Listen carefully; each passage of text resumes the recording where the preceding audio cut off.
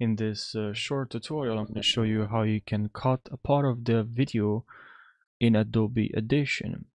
So this can be helpful if you want to cut or remove a portion of that video. So there are actually multiple ways.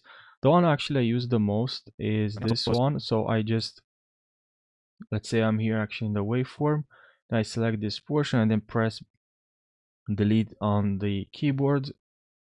Usually that's what I do. But if you can also press Command plus X, and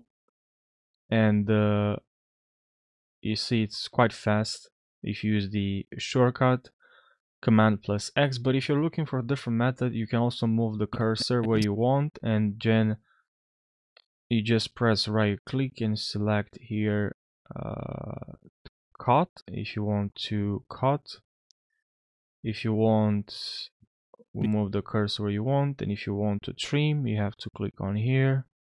If you want to ripple delete, or if you want to split, you can click on Command plus K or Control plus K, but I'm using Mac, so Command plus K. So yeah, using the shortcut Command plus K, like it's quite fast. You just need to make sure you select your audio, so it can be very fast.